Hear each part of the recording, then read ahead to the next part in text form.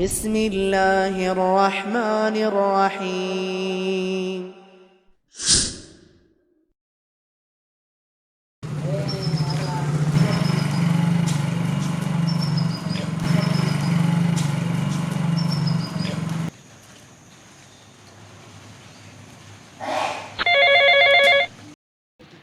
Waalaikumsalam warahmatullahi. Ya sayang. Kenapa? Oh, beli sayur kah?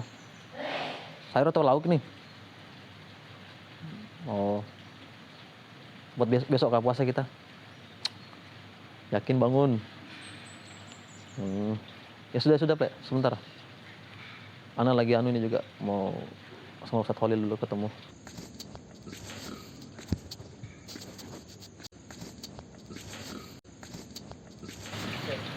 Ya sudah.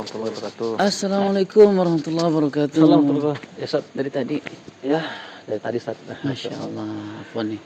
Agak lama. Ustaz. Dengar-dengar katanya mau puasa besok. Nah, tadi istri Ustaz nelpon. Rencana besok mau puasa sunnah sih. Untung luar biasa, ya. Masya Allah. Kalau bangun juga Ustaz. Iya sih. Gini Ustaz apa? Gimana Ustaz ya keutamaan bulan Rajab ini? Dengar kan ya Allah alam sih hadisnya sahih atau enggak. Keutamaan bulan Rajab ini kan banyak Ustaz. Menurut Ustaz itu gimana Ustaz? Coba bisa diterangkan sedikit Ustaz. Nah, barakallahu fiik. Kalau kita bicara bulan Rajab sih, benar itu termasuk di antara bulan-bulan yang penuh dengan keutamaan. Termasuk apa yang disebutkan oleh sahabat Ibnu Abbas radhiyallahu taala anhuma ketika beliau menjelaskan tentang firman Allah Subhanahu wa taala dalam surat At-Taubah ayat 36, ketika Allah Azza wa Jalla menyebutkan tentang 12 bulan, beliau sebutkan, Allah Subhanahu wa taala menyebutkan minha arba'atun hurum. Di antara 12 bulan itu ada 4 bulan haram. Dzalika dinul qayyim fala tadzlimu fihinna anfusakum.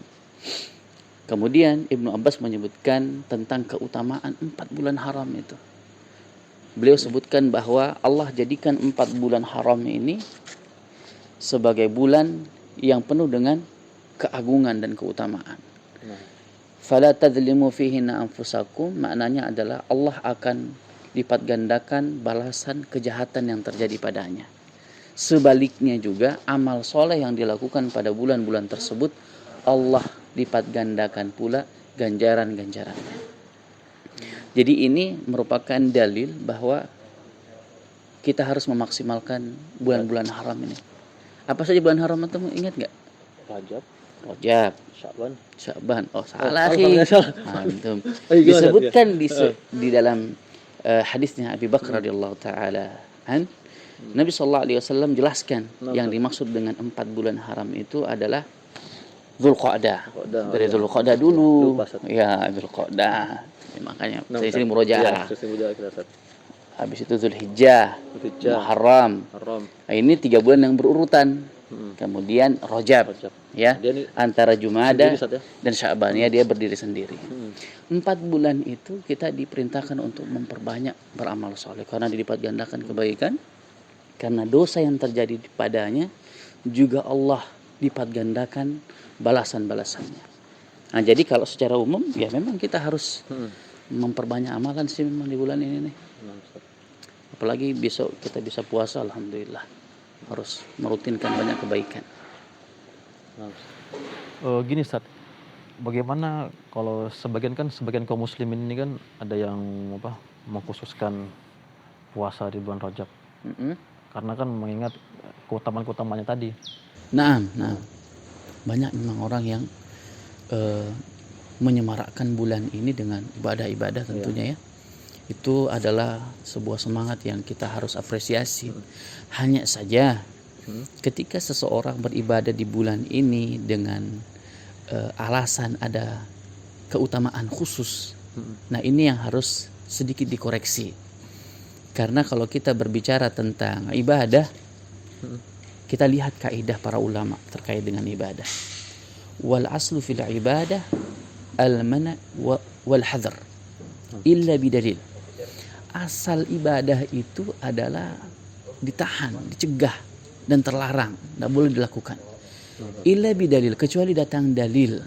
Termasuk juga ketika kita melakukan ibadah dengan keyakinan ada keutamaan khusus, tidak boleh kita lakukan kecuali ada dalil yang menjelaskan tentang keutamaan ibadah khusus tersebut.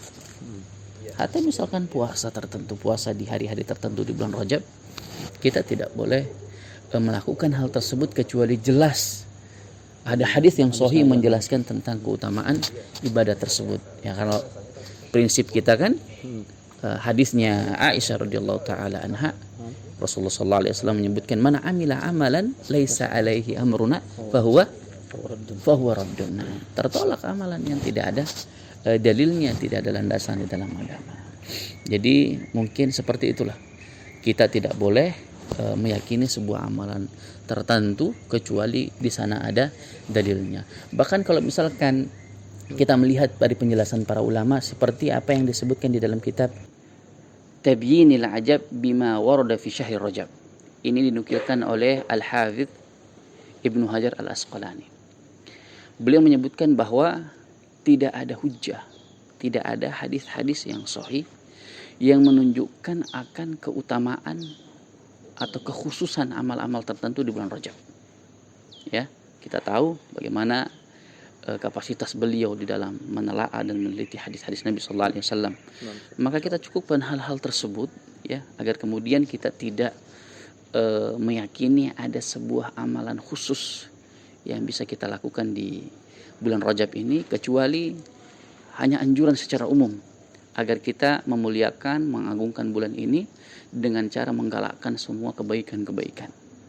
Melihat tadi penjelasan Ibnu Abbas bahwa amal soleh yang dilakukan di bulan Rajab Allah lipat gandakan balasan-balasannya.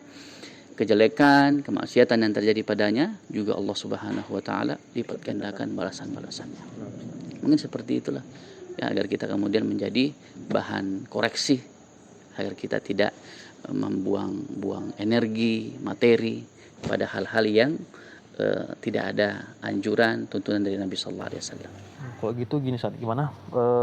Bagaimana kiat-kiat kita untuk mengisi amal soleh di bulan Rajab ini kan yang sesuai dengan petunjuk Nabi sallallahu alaihi wasallam agar kita tidak melenceng dari sunnah ini, Ustaz? Tayyib, barakallahu fiik. Jadi memang tadi setelah dijelaskan kita hanya beribadah apabila ada dalil yang memerintahkan. Sehingga tugas kita kaum muslimin, mari kita betul-betul manfaatkan bulan Rajab ini. Karena kita tidak tahu tahun depan apakah kita masih bisa bertemu dengan keutamaan-keutamaan di bulan-bulan ini. Nah, kalau kita berbicara tentang apa saja yang bisa kita lakukan di bulan Rajab, ada sebuah ungkapan yang disebutkan oleh Al-Imam Abu Bakar Al-Balkhi. Beliau sebutkan Ar-Rajab Syahruz Zar'. Bulan Rajab itu bulan menanam. Menanam kebaikan. Wa syahrus Sya'ban syahru saqyiz zar'. Bulan Sya'ban itu waktunya untuk menyiram supaya yang kita tanam tadi tumbuh subur ya. Kemudian beliau menyebutkan wa Ramadan syahru hisadiz zar'. Adapun Ramadan itu waktunya kita menuai, memanen semua hasil apa yang sudah kita tanam di bulan Rajab tadi. Jadi di bulan Rajab mari kita perbanyak nih amal soleh ya, perbanyak kita untuk melakukan amal-amal soleh agar kemudian itu bisa menjadi sebuah kebiasaan kita dan terbentuklah rutinitas tersebut sampai kemudian kita bertemu dengan bulan Ramadan. Dan itu termasuk daripada keberkahan yang bisa kita raih di bulan Rajab ini. Nah, kiatnya apa sih yang bisa kita lakukan? Amal apa saja yang bisa kita lakukan? Cukup bagi kita sesungguhnya untuk kita lebih mudah melakukan amalan-amalan tersebut, apa yang dikatakan oleh salah seorang ulama salaf juga, Ibrahim Al-Khawwas, tentang obat hati. Ente masih ingat nggak? Tombo hati. Oh iya. Ya, tombo hati. Ono 5 perkara nih. Enggak? Betul. Yang pertama apa? Salat. Salah. Yang pertama itu qiraatul Quran, bitadabbur. Membaca Al-Qur'an dan tadabbur. Kemudian yang kedua qiyamul lail, khala'ul batan, berpuasa. Ya. Kemudian yang ketiga qiyamul lail. Kemudian yang keempat bermunajat, bertadarru' inda syahr. Waktu sahur kita banyak bermunajat, berdoa kepada Allah, beristighfar padanya. Yang terakhir adalah membersamai, kumpul-kumpul, berteman dengan orang soleh. Ini 5 kebiasaan ini yang bisa kita mulai. Ya, kita bisa memulai dari 5 aktivitas ini. Karena ini juga yang akan kita dapatkan banyak kelak di Ramadan. Ya kan? Oh, iya betul. Jadi kita galakkan ini dulu. Baca Al-Qur'annya, digalakkan lagi, kemudian apa tadi? Berpuasa, mulai latihan untuk berpuasa, kemudian latihan untuk qiyamul lail, kemudian bangun sebelum subuh untuk beristighfar, untuk berdoa. Kemudian yang terakhir, ayo kembali kita kumpul-kumpul di majelis-majelis ilmu, membersamai dengan orang-orang saleh. Kaitannya dengan kesiapan hati kita untuk mengisi bulan Rajab ini adalah karena kelima amalan tersebutlah yang akan mengobati hati. Antum tahu apa rahasianya, apa korelasinya antara hati yang sehat dengan semangat kita untuk beramal. Karena sesungguhnya Rasulullah SAW sebutkan, ala wa inna fil jasadi mudghah, di dalam hati itu ada segumpal daging. Itu adalah hati. Jika dia baik, maka baik pula seluruh anggota badannya. Jadi kalau misalkan kita sudah memperbaiki, menyehatkan hati kita dengan 5 amalan tadi, maka lebih mudah kita untuk beramal soleh, lebih mudah kita untuk meninggalkan maksiat, khususnya di bulan-bulan haram. Jadi itu rahasianya. Kiat inilah yang kemudian kita galakkan. Mudah-mudahan kita bisa lebih memaksimalkan bulan Rajab dengan banyak ketaatan. Insyaallah ta'ala. Masyaallah. Jazakallahu khairan. Masyaallah. Ini masyaallah. Fiik, barakallahu fiik. Dapat ilmu lagi di pagi hari ini. Alhamdulillah, mudah-mudahan bermanfaat untuk kita semua.